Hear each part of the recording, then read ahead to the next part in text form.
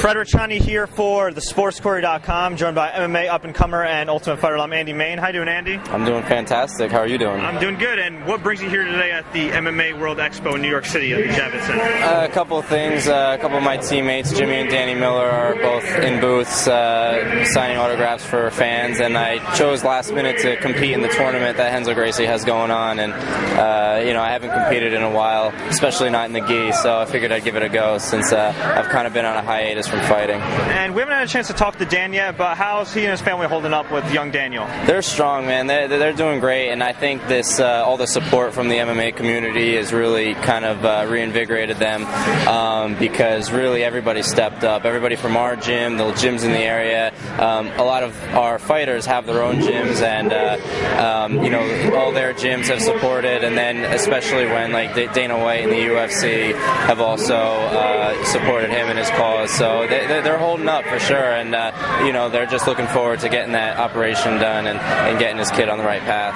And you are a TUF alum. For fans that don't know, you were with the Ultimate Fighter Season 12 on Team Koscheck. What was that experience like for you? I've interviewed a few guys from the different teams and everything, and they had some vastly different opinions on the different teams. Some say they were really happy to be on GSP's team. The Koscheck team, another story I saw the season finale. Yeah, well, I think it was obvious by the results which team kind of had things in line. I trained with George St-Pierre, I trained with John Danaher, and I knew right from the jump that they would be prepared to fight.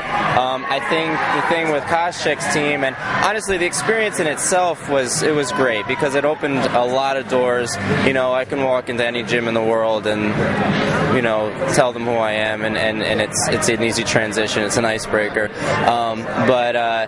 As far as being on his team, I think Koscheck kind of took a little bit too much control and thought we had to do everything his way. And we're all professionals. We already know how to fight. We already know how to train. And when you take us you're taking us out of our camp. You're taking out of our system, out of our life, and into another system. That alone is a major change.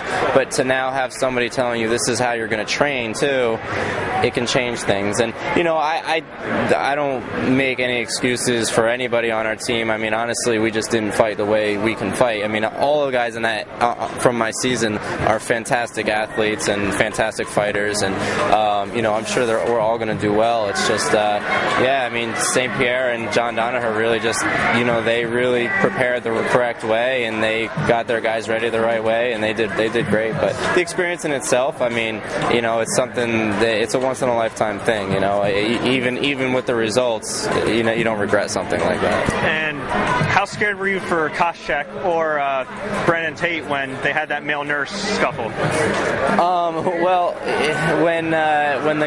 When Koscheck and Tate had that little scuffle, it was kind of funny because they had been joking back and forth.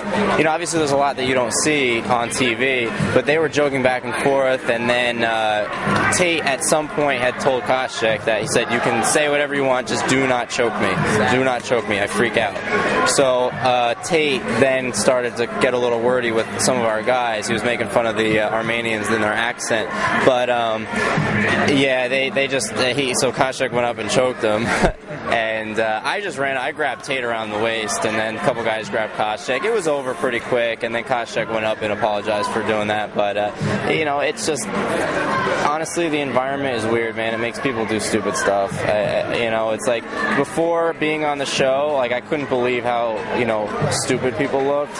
And me being mellow, I didn't get too involved with that, but, like, I could see how somebody with, like, an uppity personality or, like, a high-energy personality would go crazy in that environment, whether it be the coaches or the fighters. So. And just to give fans watching at home an idea, you're pretty much cut out from everything, right? Are you allowed to go online or call people or anything? Everything's taken from you. Your phone.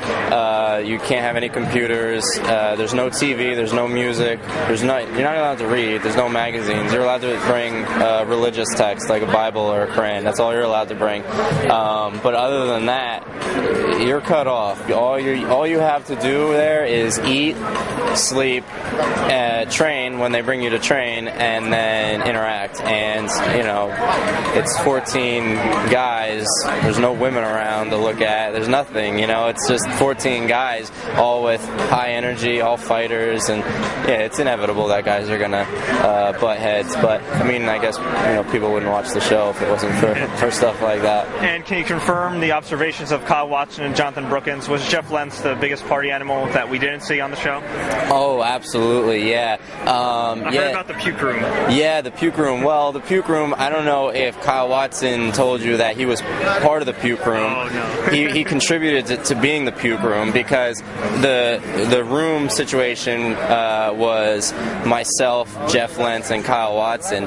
And Kyle, after our fight, him and I, we drank a little bit, and he drank more than a little bit, and he ended up getting up in the middle of the night and puking all over the floor right next to his bed. And then a couple of nights later, Jeff Lentz decided to go try to drink an entire bottle of Jaeger. Actually, I shouldn't say he tried. He did drink an entire bottle of Jaeger in a matter of maybe a half an hour. So he went absolutely nuts for about an hour, and then he went back to our room, laid in his bed, which was parallel to my bed, and puked onto my bed. It was the worst thing ever. I was like, I got up that morning, and I wouldn't sleep in my bed, obviously. I went and I had to sleep on a couch. And there's no light. The lights in those houses, other than in the bedrooms, don't go off. So I had to, and they're super bright for the cameras. So I had to sleep in the living room under like the hot, bright lights, and it was a miserable experience for a couple of days. Was that a more awkward experience than catching Nam in the shower? I felt bad for Nam, man. You know what?